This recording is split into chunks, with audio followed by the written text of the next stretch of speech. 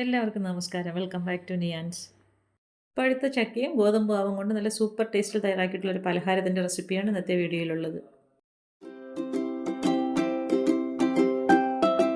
ഇത് തയ്യാറാക്കുന്നതിന് വേണ്ടി 1 കപ്പ് പഴുത്ത ചക്ക അരച്ചത് മിക്സിയുടെ ജാറിലേക്ക് ഇട്ട് കൊടുക്കാം. ഇത് ചക്കയുള്ള സമയത്ത് ഞാൻ വരട്ടി ഫ്രീസറിൽ സൂക്ഷിച്ച് വെച്ചിരുന്നതാണ്. അതിൽ നിന്നാണ് 1 കപ്പ് എടുത്തിരിക്കുന്നത്. ഇനി ഇതിലേക്ക് ഒരു 4 ഏലക്കയുടെ സീഡും കൂടി ഇട്ട് കൊടുക്കാം. പിന്നീട് വേണ്ടത് 1/2 കപ്പ് പാലാണ്. അതും കൂടി ഇതിലേക്ക് ഒഴിച്ചു കൊടുക്കാം. ഇനി ഇതിനെ നന്നായിട്ടൊന്ന് അരച്ചെടുക്കാം. ഇതാ ഈ ഒരു രീതിയിൽ നല്ല തിക്കായിട്ടാണ് ഇത് അരയ്ക്കുമ്പോൾ ഇരിക്കുന്നത്. ഇനി ഇതിലേക്ക് 1/4 കപ്പ് ശർക്കര മെൽറ്റ് ചെയ്തതും കൂടി ഒഴിച്ചു കൊടുക്കാം. ശർക്കര പാനിയും കൂടി ഒഴിച്ചു കൊടുത്തതിന് ശേഷം വീണ്ടും നന്നായിട്ട് ഇതൊന്ന് അരച്ചെടുക്കാം. ഇതാ ഈ രീതിയിലാണ് ഇത് അരച്ചെടുക്കുമ്പോൾ കിട്ടുന്നത്. ഇത് കുറച്ച് തിക്കായിട്ടാണ് ഇരിക്കുന്നത്. ഇനി ഇതിലേക്ക് നമുക്കൊരു 1/4 കപ്പ് പാലും കൂടി ഒഴിച്ചു കൊടുത്ത് വീണ്ടും ഒന്നുകൂടി ഒന്ന് അടിച്ചെടുക്കാം. ഇനി ഇതിനെ നമുക്കൊരു ബൗളിലേക്ക് മാറ്റി കൊടുക്കാം. ബൗളിലേക്ക് ഒഴിച്ചു കൊടുത്തതിന് ശേഷം ഒരു വിസ്ക് ഉപയോഗിച്ച് നന്നായിട്ട് ഇതിനെ ഒന്ന് മിക്സ് ചെയ്തെടുക്കാം. ഇനി ഇതിലേക്ക് ചേർത്ത് കൊടുക്കേണ്ടത് ഗോതമ്പ് പൊടിയാണ്. അപ്പോൾ 1/2 കപ്പ് ഗോതമ്പ് പൊടിയാണ് എടുത്ത് വെച്ചിരിക്കുന്നത്. അതും കൂടി ഇതിലേക്ക് ചേർത്ത് കൊടുക്കാം. ഗോതമ്പ് പൊടിയും ചേർത്ത് കൊടുത്തതിന് ശേഷം വിസ്ക് ഉപയോഗിച്ച് വീണ്ടും നന്നായിട്ട് ഇതിനെ മിക്സ് ചെയ്തെടുക്കണം. ഗോതമ്പ് പൊടി ചേർത്ത് കൊടുത്തിട്ട് മിക്സ് ചെയ്യുമ്പോൾ നല്ല തിക്കായിട്ടായിരിക്കും ഇരിക്കുന്നത്. കുറച്ച് നന്നായിട്ടൊന്ന് ബീറ്റ് ചെയ്തെടുക്കുമ്പോഴത്തേക്കും അത് കുറച്ച് ലൂസായി കിട്ടും.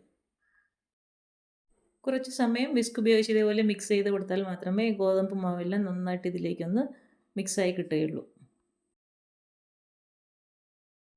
ഇതുപോലെ നന്നായി മിക്സ് ചെയ്ത് കൊടുത്തതിന് ശേഷം ഇനി ഇതിലേക്ക് ചേർത്ത് കൊടുക്കേണ്ടത് 1 ടീസ്പൂൺ സൺഫ്ലവർ ഓയിലാണ്. അതും കൂടി ചേർത്ത് കൊടുത്തതിന് ശേഷം വീണ്ടും നന്നായിട്ട് അതിനെ ഒന്ന് മിക്സ് ചെയ്തെടുക്കാം. ഓയിലും ചേർത്ത് കൊടുത്തതിന് ശേഷം ഈ ഒരു രീതിയിൽ നന്നായി ഇതിനെ ഒന്ന് മിക്സ് ചെയ്തെടുക്കാം. ഇനി ഒരു സ്പാച്ചുല ഉപയോഗിച്ച് ഈ മിക്സ് ചെയ്ത് വെച്ചിരിക്കുന്ന മാവ് നന്നായിട്ടൊന്ന് ഇളക്കി കൊടുക്കാം. ഈ ഒരു രീതിയിൽ നല്ല തിക്കായിട്ടാണ് ഈ ബാറ്റർ ഇരിക്കുന്നത്. ഇനി നമുക്കിത് സെറ്റ് ചെയ്യാനുള്ള പാത്രത്തിലേക്ക് ആക്കി കൊടുക്കാം. ഞാനിതുപോലെ ഒരു കേക്ക് ടിന്നാണ് എടുത്തിരിക്കുന്നത്. അതിലേക്ക് ഓയിൽ നന്നായിട്ടൊന്ന് ബ്രഷ് ചെയ്ത് കൊടുക്കാം. സൈഡിലും എല്ലാം നല്ലതുപോലെ ബ്രഷ് ചെയ്ത് കൊടുത്തതിന് ശേഷം തയ്യാറാക്കി വെച്ചിരിക്കുന്ന ബാറ്റർ ഇതിലേക്ക് ഒഴിച്ചു കൊടുക്കാം. കേക്ക് ടിന്നിന് പകരം നമുക്ക് സ്റ്റീൽ പ്ലേറ്റോ ബൗളോ എന്തുണ്ടെങ്കിലും ഇതേപോലെ യൂസ് ചെയ്യാം. അപ്പോൾ ഇതേപോലെ ബാറ്ററെല്ലാം അതിലേക്ക് ഒഴിച്ചു കൊടുത്തതിന് ശേഷം നന്നായിട്ട് ഇതിനെ ഒന്ന് ടാപ്പ് ചെയ്തെടുക്കണം.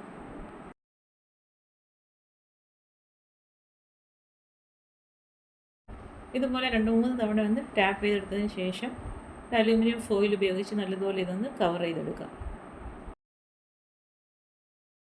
ഫോയിൽ പേപ്പർ കൊണ്ട് ഇതേപോലെ നന്നായി കവർ ചെയ്തതിന് ശേഷം ഒരു ഫോർക്ക് ഉപയോഗിച്ച് 2-3 ഭാഗത്തായിട്ട് ഒന്ന് ചെറുതായിട്ടൊന്ന് കുത്തി കൊടുക്കുക.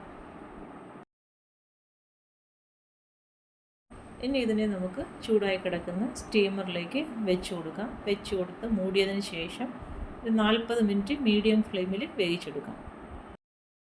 അപ്പോൾ 40 മിനിറ്റൊക്കെ കഴിഞ്ഞ് ഇത് നന്നായിട്ട് സെറ്റായി വന്നിട്ടുണ്ട്. ഈ പേപ്പറൊക്കെ മാറ്റിയതിന് ശേഷം ഇതിനെ ഒന്ന് കട്ട് ചെയ്തെടുക്കാം. അതായത് കണ്ടില്ലേ, നന്നായിട്ട് സെറ്റായി വന്നിട്ടുണ്ട്. ഇനി സൈഡിൽ നിന്നൊക്കെ ഒന്ന് വിടുവിച്ചെടുത്തതിന് ശേഷം കട്ട് ചെയ്തെടുക്കാം. നല്ല സൂപ്പർ സോഫ്റ്റിനുള്ളൊരു പലഹാരമാണ്. അപ്പോൾ ഈ ഒരു രീതിയിൽ തന്നെ ഇത് തയ്യാറാക്കി നോക്കൂ. ഇത് കാണുമ്പോൾ തന്നെ അറിയാമല്ലോ എത്രത്തോളം സോഫ്റ്റ് ആണെന്നുള്ളത്. അപ്പോൾ തീർച്ചയായും ഈ ഐറ്റം ഒന്ന് ട്രൈ ചെയ്ത് നോക്കൂ.